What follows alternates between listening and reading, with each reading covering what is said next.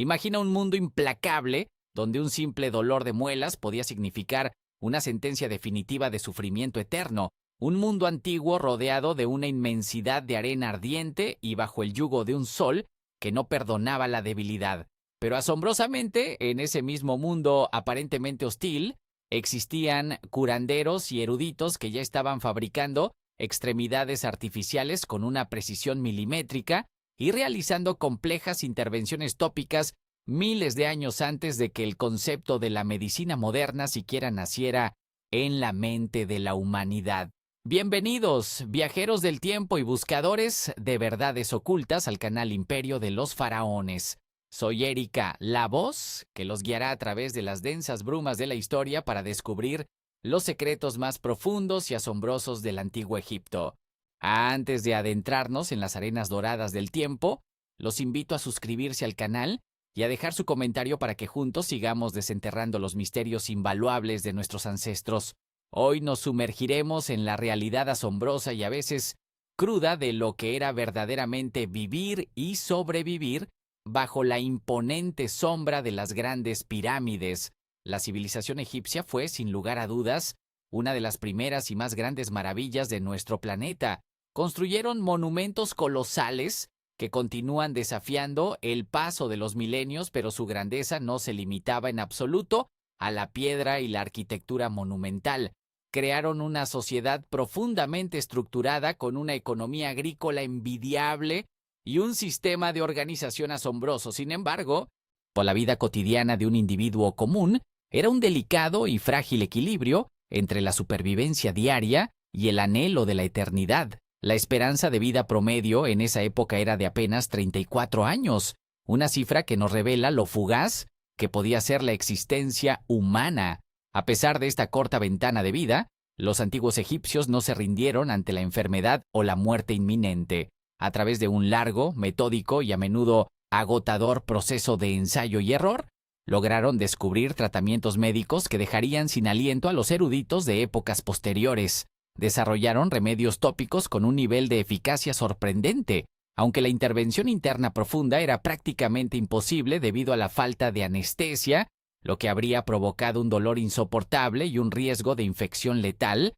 Su conocimiento empírico sobre cómo tratar heridas externas, quemaduras y traumas físicos era verdaderamente inigualable en el mundo antiguo. Utilizaban férulas de madera delicadamente talladas para reparar huesos rotos y corregir luxaciones severas con una precisión de maestros cirujanos. Además, dominaban el arte vital de suturar heridas abiertas y preparaban ungüentos herbales que salvaban incontables vidas en los campos de batalla y en los hogares. En un mundo antiguo e implacable, estos conocimientos médicos básicos marcaban la diferencia absoluta entre ver un nuevo y glorioso amanecer sobre el río sagrado o emprender el viaje sin retorno al más allá. Descubrimientos arqueológicos fascinantes han revelado que crearon algunas de las primeras herramientas médicas verdaderamente efectivas forjadas en cobre naciente, y como pinzas delicadas, cucharas de medición, sierras diminutas y cuchillos afilados,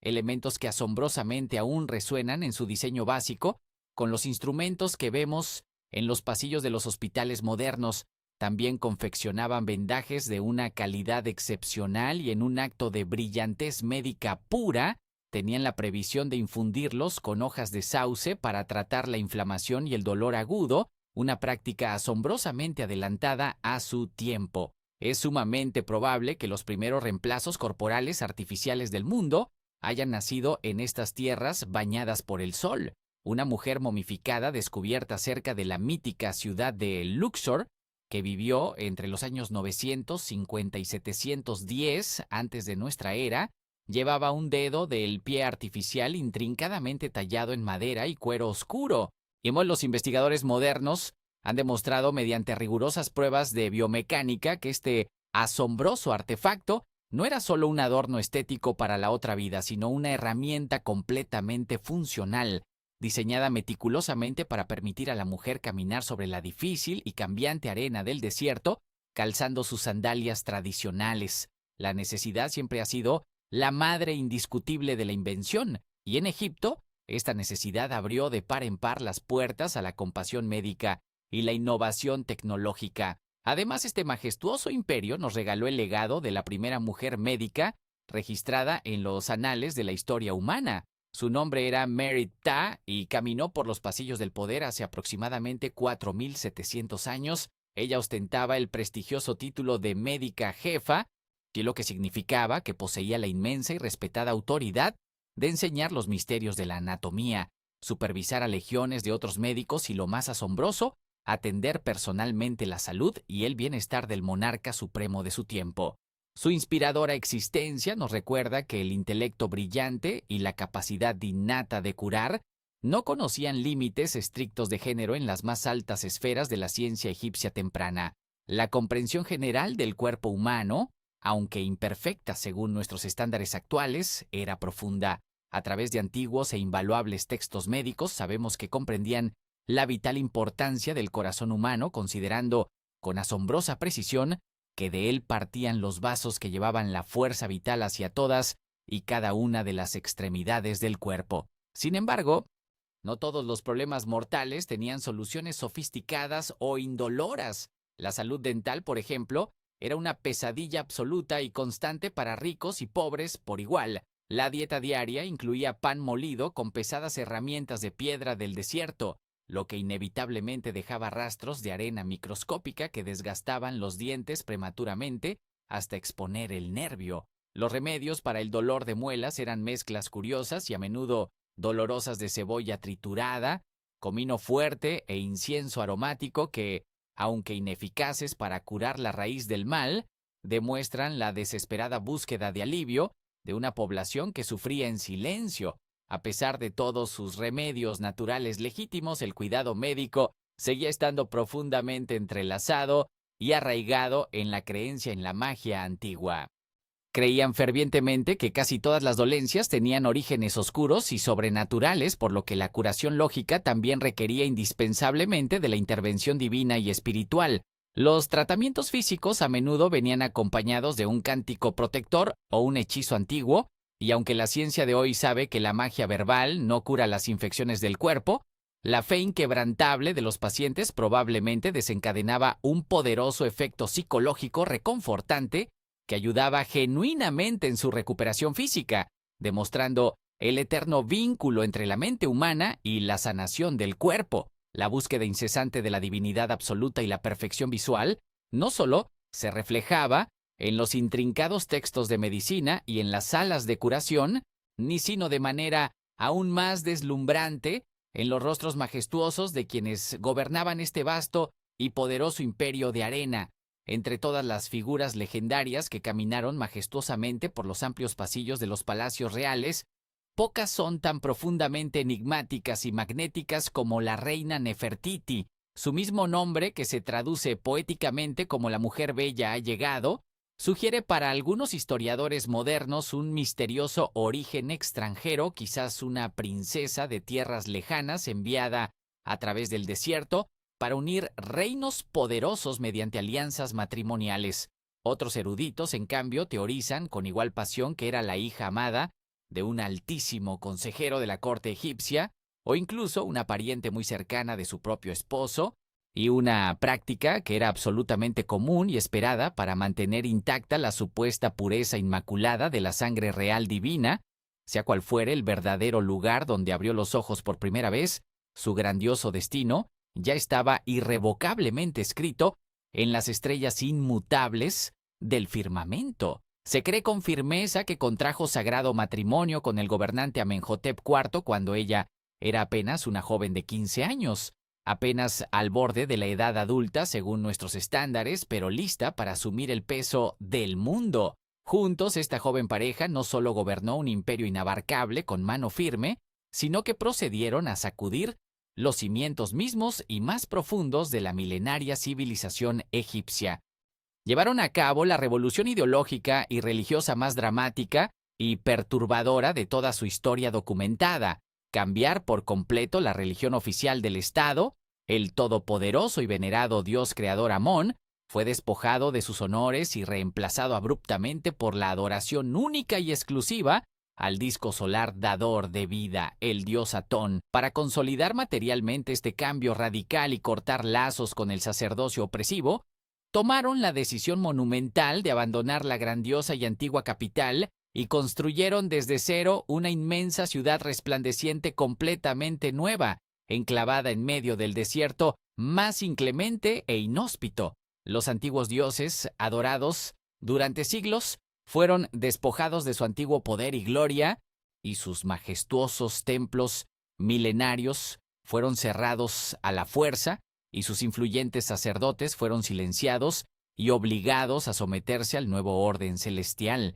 La pareja real, en la cima de su poder, incluso decidió cambiar sus propios nombres de nacimiento para honrar de manera absoluta a su nueva deidad solar. Amenhotep se transformó a sí mismo en Akenatón, el que es útil a Atón, y ella adoptó un título majestuoso que enaltecía aún más la suprema belleza de la luz de Atón. En esta nueva y resplandeciente era de luz solar, Nefertiti demostró ser mucho más que una simple consorte pasiva que observaba los eventos desde las sombras perfumadas de los aposentos reales. Y en las detalladas inscripciones talladas en piedra y el arte revolucionario de la época la describen vívidamente como una reina ferozmente involucrada en cada pequeño y gran aspecto de la maquinaria de la corte real. Ostentaba con orgullo el título altísimo de suma sacerdotisa, convirtiéndose en un puente espiritual directo y esencial hacia la nueva divinidad para todo el pueblo llano. A diferencia de las reservadas esposas reales de las dinastías anteriores, a Nefertiti se la representaba luciendo pesadas coronas faraónicas tradicionalmente masculinas, e incluso los artistas la retrataron en escenas dramáticas donde aparecía sometiendo violentamente a prisioneros de guerra extranjeros con un arma letal, un acto de dominación suprema reservado exclusivamente a lo largo de la historia para los reyes guerreros más formidables. Algunos expertos creen firmemente que su influencia política era tan vasta e insuperable que llegó a gobernar de facto como una reina con poderes absolutos, en perfecta y absoluta igualdad con su regio esposo. El arte rompedor de su tiempo también nos revela un atisbo asombroso y sumamente poco común de vulnerabilidad e intimidad familiar. Se les representaba a menudo besándose tiernamente en público, bajo los rayos protectores del sol, con sus pequeñas hijas, jugando alegremente a su alrededor, proyectando una imagen de amor familiar genuino que escandalizaba a los tradicionalistas y maravillaba a las mentes más abiertas a partes iguales. Sin embargo, tras 16 deslumbrantes años de un reinado sin precedentes, vimos el brillante rastro de la reina Nefertiti se desvanece de los exhaustivos registros históricos de una manera tan abrupta y envuelta en misterio que sigue desconcertando al mundo. Algunos historiadores melancólicos sostienen la teoría de que cayó víctima de una devastadora plaga silenciosa que barrió la capital, mientras que otros investigadores audaces afirman que simplemente cambió su identidad pública para poder gobernar como faraón único y absoluto tras la eventual muerte de su esposo. El profundo misterio de su repentina desaparición en vida se ve perfectamente igualado por el enigma cautivador de su busto escultórico más famoso, una obra de arte hipnótica y deslumbrante que la muestra majestuosamente con un ojo dejado completamente en blanco, y algunos narradores románticos relatan la leyenda de que el maestro escultor se enamoró perdidamente de la reina, y al ser rechazado por la divinidad viviente, dejó deliberadamente la obra maestra incompleta como un símbolo eterno de que ella era incapaz de ver la verdadera inmensidad de su amor devoto. Hoy en día, gracias a la luz reveladora de los escáneres médicos modernos, sabemos que el rostro oculto bajo la capa de máscara perfecta y pulida del busto presentaba pequeñas imperfecciones humanas, suaves arrugas en las comisuras y un ligero relieve en el puente de la nariz. El genio escultor había creado intencionalmente una versión idealizada y sobrehumana de la reina, aplicando un filtro de belleza de la antigüedad que nos oculta sutilmente su verdadera y frágil humanidad.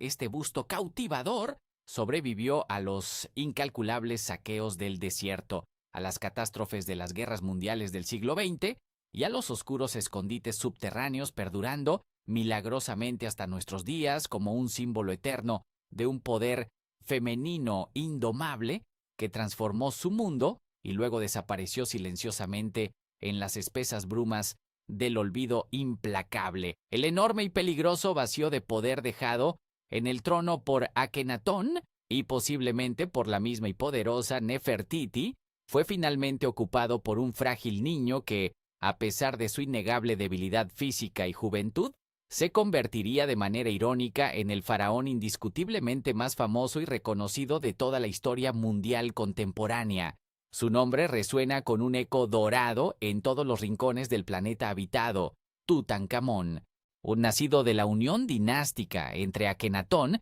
y su propia hermana de sangre. El joven y vulnerable príncipe heredó un trono inmenso, envuelto en una densa controversia política y, trágicamente, un cuerpo atormentado por severas dolencias genéticas derivadas de la extrema consanguinidad de su linaje ancestral. Lejos, muy lejos de la imagen viril, perfecta e imponente que nos transmite engañosamente su icónica máscara funeraria de oro puro y lapislázuli, el verdadero monarca sufría de aflicciones paralizantes. Tenía un paladar dolorosamente hendido, una columna vertebral severamente desviada que torcía su postura y una deformidad incapacitante en el pie que le impedía caminar por los pasillos de su palacio sin la ayuda indispensable de un bastón de apoyo. Su corta vida debió ser en gran medida una lucha diaria y silenciosa contra el dolor físico crónico, una carga inmensa agravada por espantosos ataques de epilepsia y un sistema inmunológico peligrosamente debilitado frente a cualquier amenaza menor. Subió al trono más poderoso del mundo antiguo cuando tenía apenas 9 inocentes años de edad, siendo tan extremadamente joven e inexperto en las crueles artes de la guerra y la política imperial. El peso aplastante del imperio recayó irremediablemente sobre los anchos hombros de sus poderosos y experimentados consejeros, principalmente el implacable comandante supremo del ejército y un anciano y astuto visir que movía los hilos desde las sombras de la corte. Bajo su firme dirección manipuladora, el joven e influenciable rey deshizo por completo la impopular revolución religiosa instaurada por su difunto padre. De Egipto abandonó a toda prisa la gloriosa ciudad del sol en el desierto, restauró con grandes celebraciones el poder absoluto del antiguo dios Amón y devolvió a manos llenas la riqueza y la gloria a los majestuosos templos que habían permanecido silenciosos y abandonados. Durante su muy breve mandato de menos de una década completa, el melancólico rey niño gobernó predominantemente desde las frías sombras proyectadas por las ambiciones de sus dos formidables consejeros. Su solemne matrimonio real, con su propia media hermana mayor, fue un intento desesperado más por asegurar la continuación del maltrecho linaje divino, pero la tragedia genética los persiguió implacablemente en cada intento. 2 pequeñas hijas gemelas nacieron sin el aliento de la vida, víctimas casi seguras de la misma endogamia extrema que atormentaba el frágil cuerpo del joven faraón, y fueron enterradas con inmensa tristeza junto a él en pequeñas y delicadas cunas doradas para acompañar a su padre en la inmensidad de la eternidad. La muerte fría e indiferente lo alcanzó de manera totalmente inesperada a la floreciente pero temprana edad de 19 años. Los estudios médicos más modernos y exhaustivos sugieren fuertemente que una fatal y devastadora combinación de una infección severa de malaria parasitaria y una dolorosa fractura abierta y reciente en la pierna terminaron de tajo con su prolongado sufrimiento terrenal. Fue sepultado de manera muy apresurada y sin la preparación usual en una tumba sorprendentemente modesta para la grandeza esperada de un rey absoluto,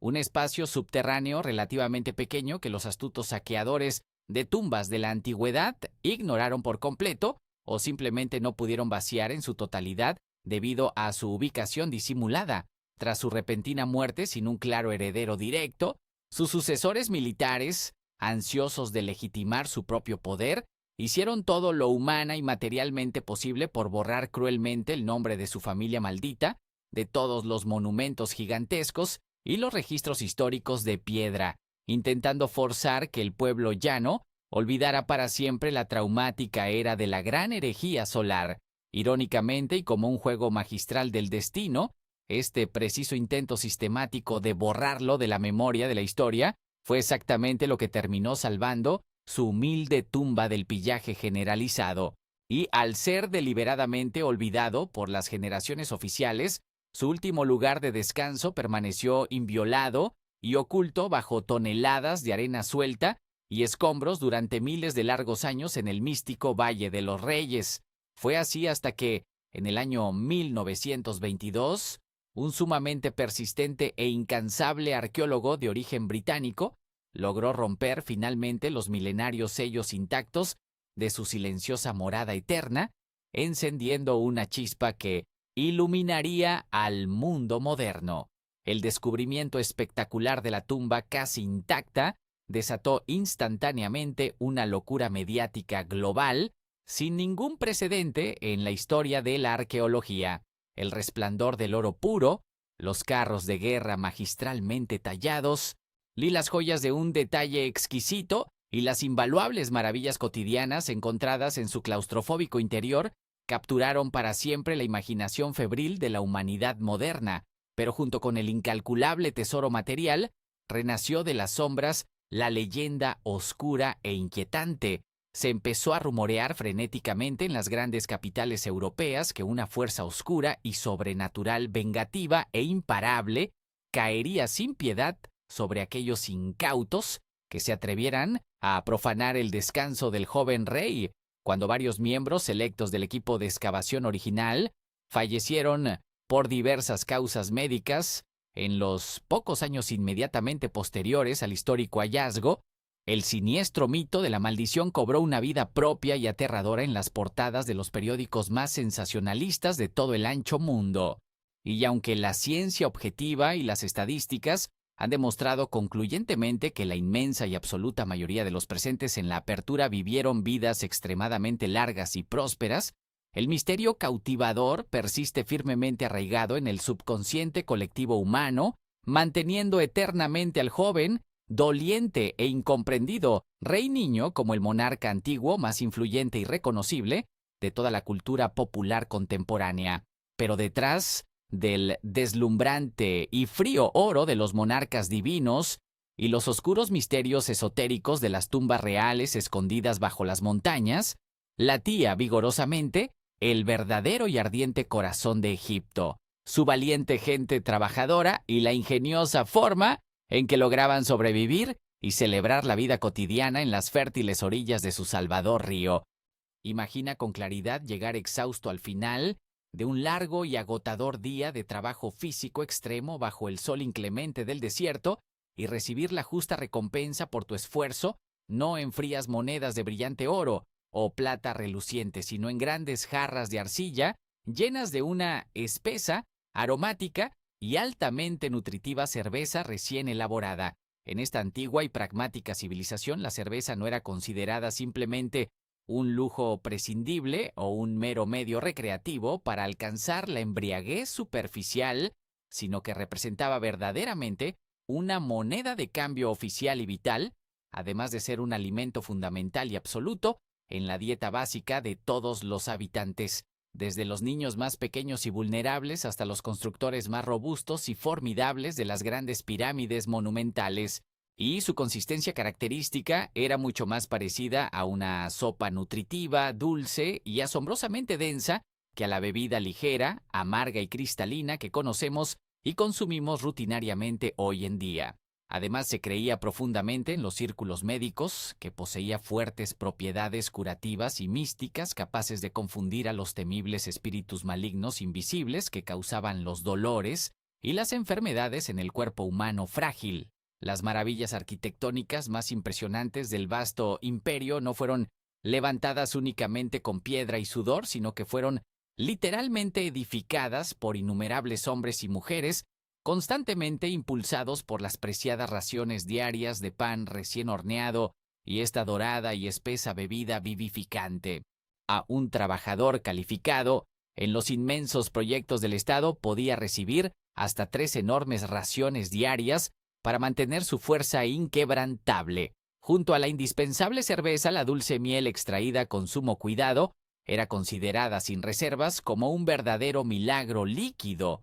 un regalo directo de los inmortales dioses a la tierra de los mortales, un alimento incorruptible que desafiaba a la naturaleza porque nunca se descomponía, con el paso del tiempo despiadado. Los apicultores altamente respetados recolectaban cantidades impresionantes y prodigiosas de este espeso néctar ámbar para endulzar panes de palacio, formular complicadas medicinas sagradas y preparar las ofrendas religiosas más exquisitas. Pues la pequeña abeja en sí misma era el altísimo símbolo heráldico oficial del poderoso monarca absoluto del Imperio del Bajo Egipto, demostrando la reverencia institucional inmensa que sentían por esta incansable y diminuta creadora de oro dulce. El asombroso deleite culinario de esta refinada sociedad no se detenía en absoluto allí. Las valiosas y exóticas especias fluían constantemente por las largas y polvorientas rutas comerciales del mundo antiguo, trayendo consigo aromas misteriosos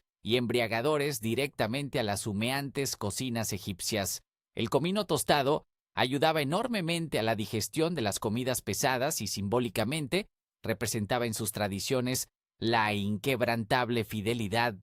mientras que el fuerte cilantro se utilizaba con frecuencia en rituales privados como un afrodisíaco natural destinado a invocar con fuerza la pasión y el amor romántico incontrolable. La canela de tierras lejanas exquisita, maravillosamente perfumada y extremadamente costosa, no solo aromatizaba los grandes banquetes de la élite dominante, sino que era un ingrediente completamente esencial en los complicados ritos de preservación de los cuerpos de los difuntos, otorgando un aroma de santidad a la eternidad misma. El codiciado vino fluía en alegre y vertiginosa abundancia, principalmente entre los miembros de la alta nobleza exigente, y era cuidadosamente elaborado, tanto a partir de selectas uvas importadas de regiones lejanas como de suculentas granadas locales,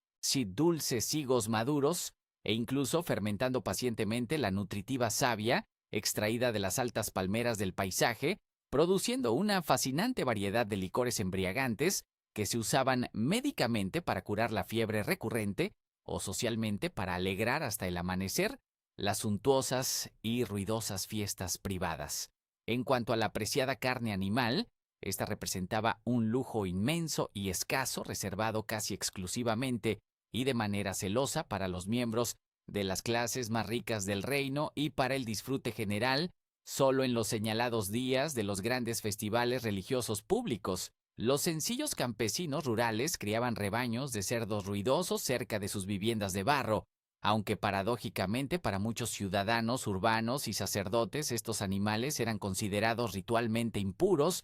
quizás en gran parte debido a su oscura asociación teológica con la temida y caótica deidad del desierto, el oscuro dios Set, o tal vez simplemente influenciados por sus característicos hábitos de revolcarse constantemente en el lodo fresco. Sin embargo, en las mesas sencillas y austeras de las familias más pobres del valle, la carne del cerdo representaba una valiosísima e infrecuente fuente directa de proteínas esenciales para la supervivencia física extrema. Las clases más acomodadas de la sociedad, en marcado contraste, disfrutaban regularmente de grandes cortes asados, de suculento ganado bovino criado en pastos, gacelas y antílopes salvajes, además de sabrosos patos acuáticos y enormes gansos que eran hábilmente cazados en las ricas aguas y cañaverales de los inmensos humedales del margen del poderoso río. E incluso las fincas de los nobles practicaban activamente el meticuloso engorde forzado de aves seleccionadas para obtener de ellas unos hígados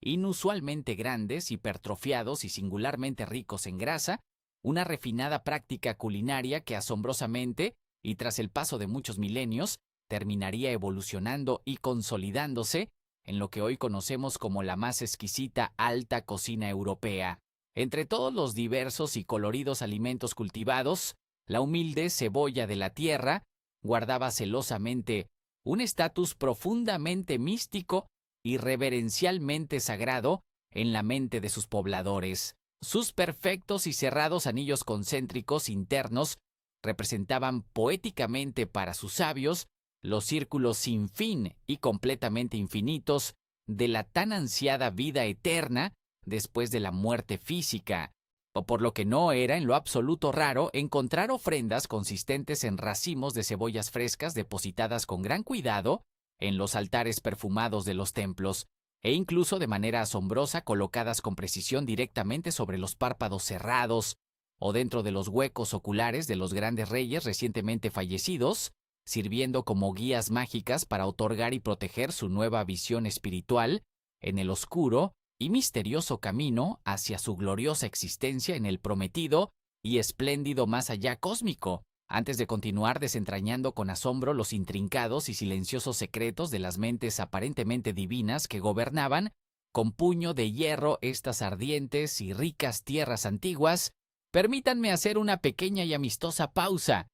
Si esta inmersiva travesía por el pasado te está fascinando tanto como a mí relatarla, te animo encarecidamente en este momento a suscribirte con entusiasmo a nuestro canal y por favor dejar un comentario abajo contándonos de todo corazón qué antiguo, curioso o extravagante alimento de los que hemos mencionado te atreverías genuinamente a probar en una gran cena temática. Tu valiosa participación es vital y nos ayuda enormemente a mantener encendida la llama de la historia. La vida de un gobernante soberano en este monumental y riquísimo imperio era sin duda un espectáculo teatral constante, abrumador y sumamente agotador, una mezcla a menudo asfixiante de un lujo material incalculable, casi doloroso a la vista, y un sinfín de deberes teológicos y políticos divinos absolutamente ineludibles que no admitían ninguna pausa compasiva. Ser profundamente considerado por millones de fieles como un verdadero y luminoso Dios encarnado caminando sobre la seca tierra, significaba que tú, el líder absoluto, nunca bajo ninguna circunstancia concebible, gozarías de un solo momento de verdadera y solitaria soledad personal, al instante de abrir los pesados ojos cada nueva y cálida mañana. El gran rey era inmediatamente recibido y rodeado por una innumerable y ruidosa legión de obedientes sirvientes palaciegos que estaban meticulosamente organizados en complejas jerarquías. El rutinario ritual matutino de limpieza física era sorprendentemente exhaustivo y solemne. Involucraba larguísimos baños profusamente perfumados utilizando los más raros aceites de lirio blanco y resina de mirra pura, y de cuyo único fin era eliminar celosamente cualquier rastro biológico de mortalidad ordinaria en la piel real, un detalle cultural que resultaba además sumamente práctico e higiénico en un clima donde el calor sofocante del desierto no perdonaba en absoluto a ninguna clase social y el sudor era el enemigo de la supuesta perfección inmaculada divina. Justo después del minucioso baño purificador, un inmenso y bien coordinado ejército de talentosos estilistas personales, artesanos especializados en diferentes áreas del adorno estético, preparaba físicamente al inamovible monarca para enfrentarse a su adorador y expectante público exterior. El accesorio visualmente más importante, complejo y extremadamente oneroso del guardarropa era, sin duda alguna, la gran peluca ceremonial de poder. Estaba muy estrictamente legislado en los códigos sociales y leyes sumarias quienes dentro de la vasta pirámide social podían o no usar legalmente estas pelucas, y las que adornaban las frentes de la altísima realeza eran auténticas maravillas y prodigios de la artesanía del lujo,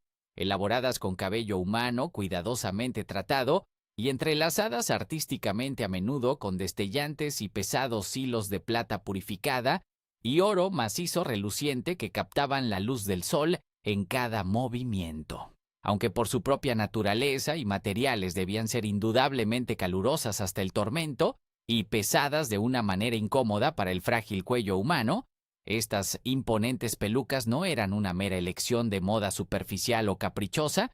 sino que constituían el símbolo visual definitivo de la incuestionable autoridad sobre la tierra y la jerarquía celestial misma impuesta sobre los simples mortales. Incluso, durante ceremonias de altísima trascendencia religiosa y política, los soberanos utilizaban singulares barbas postizas, muy rígidamente tejidas y atadas ceremoniosamente bajo la barbilla, sin importar en absoluto el género biológico real del gobernante en turno, con el único y firme propósito de proyectar continuamente al pueblo la poderosa y consolidada imagen de un Dios impasible, eterno e inmune a las debilidades características de la transitoria carne humana que todo lo sufre. Una vez regiamente vestido, fuertemente perfumado y opíparamente adornado con joyas preciosas, el estoico monarca se enfrentaba cada día a un estricto calendario protocolar completamente implacable y meticulosamente planificado de antemano.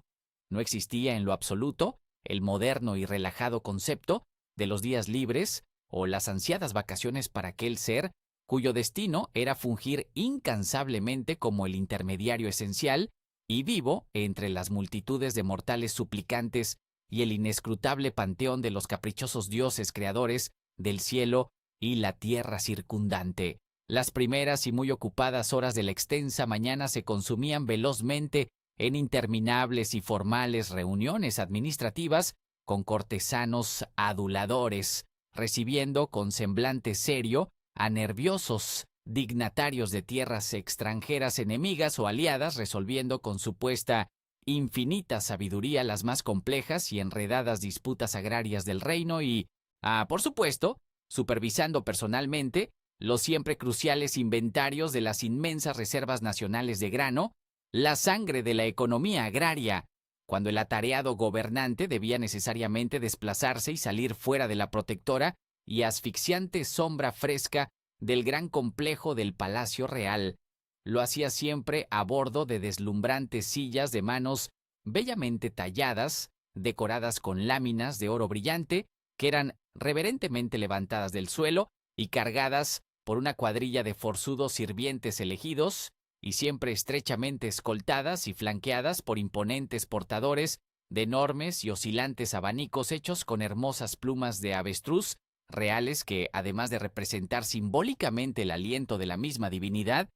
proporcionaban en la práctica la frescura y brisa sumamente necesarias para que el rey pudiera soportar con dignidad el clima tórrido, opresivo e inclemente. Las profundas obligaciones estrictamente religiosas exigían ineludiblemente realizar extenuantes visitas ceremoniales diarias a los principales recintos y oscuros templos para ofrecer complejos sacrificios rituales simbólicos y así mantener espiritualmente el frágil pero indispensable orden del inmenso universo natural, asegurando que el gran sol volviera a levantarse en el este al día siguiente para alumbrar y calentar las fértiles cosechas de sus vastos dominios terrenales sin excepción alguna. En el ámbito de su oculta y sumamente protegida vida privada intramuros, los poderosos monarcas poseían amplios y bulliciosos harenes lujosamente decorados,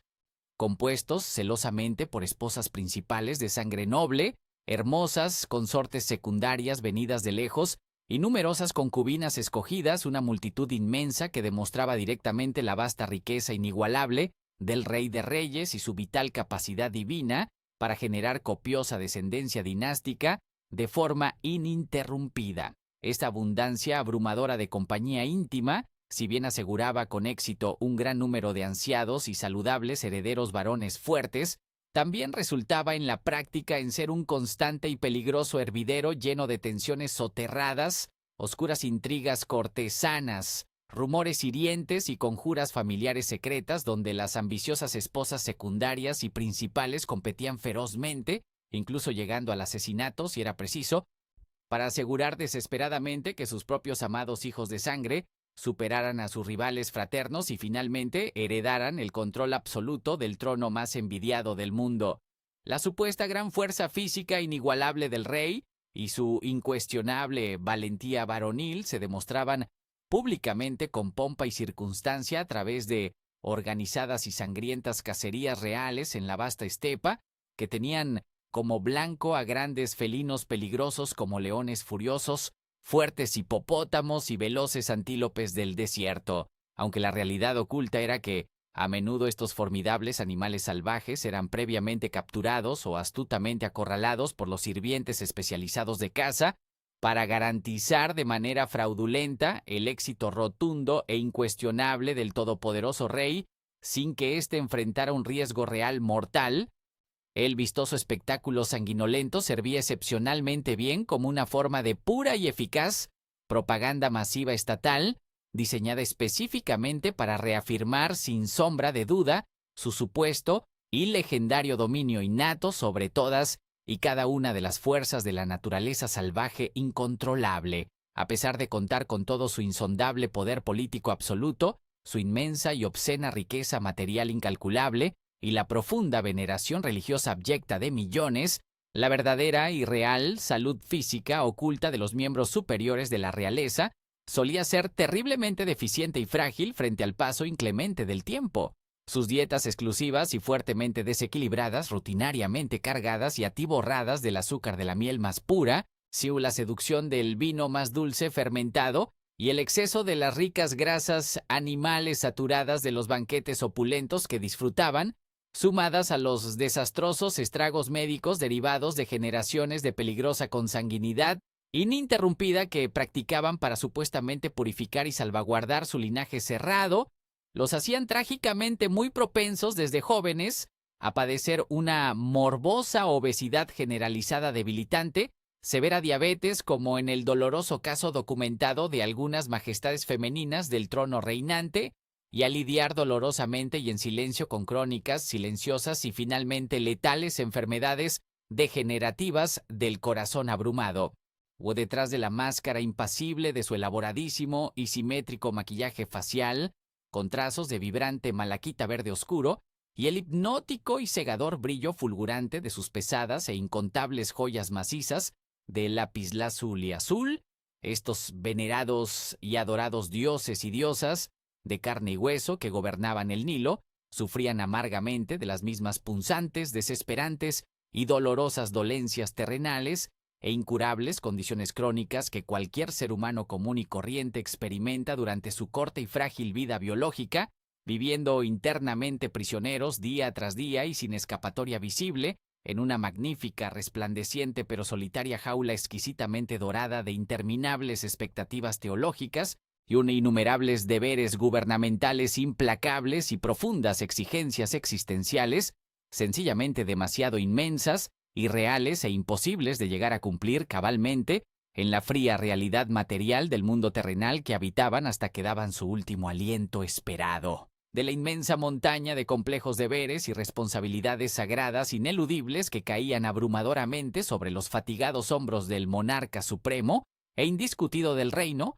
ninguno se consideraba de una importancia tan monumental, crítica y existencial para el frágil balance del cosmos entero como la adecuada y oportuna preparación material en vida de su majestuosa y segura morada para enfrentar la inmensidad de la eternidad inexplorada. Las imponentes, asombrosas y geométricamente colosales pirámides, de piedra caliza brillante, se alzan silenciosa e impasiblemente sobre las ardientes e interminables arenas doradas del remoto desierto oriental, no simplemente como asombrosas montañas artificiales, sino principalmente como un atrevido, sonoro e insuperable desafío humano directo frente al inevitable y destructor paso del voraz y silencioso tiempo mismo, y permanecen erguidas hoy como una colosal e irrefutable prueba visual enormemente tangible, palpable y perdurable de la pura fuerza bruta organizativa, el poder casi infinito y el genio indiscutible acumulado de la inmensa cantidad de artesanos y creadores excepcionales bajo su mando directo absoluto y centralizado, durante la vasta e incalculable extensión de innumerables y largos milenios pasados en constante estudio, o el método mecánico y humano preciso y exacto de su colosal y compleja construcción técnica paso a paso, ha estado de manera intrigante y profunda, envuelto en un cautivador velo de oscuro y profundo misterio insondable, lo cual, asombrosamente, no se trató nunca en absoluto de un simple o caprichoso accidente, fruto del ineludible y destructivo paso cruel de largo tiempo que borra documentos y memorias, la gran y profunda intención teológica oficial y de Estado absolutista original, central y firmemente calculada, desde el diseño tras estas formidables y deslumbrantes maravillas ingenieriles, gigantescas de la antigüedad, era la más pura, eficaz e innegable demostración de asombrosa propaganda política y religiosa divina a una escala titánica sin ningún tipo de precedentes en el mundo.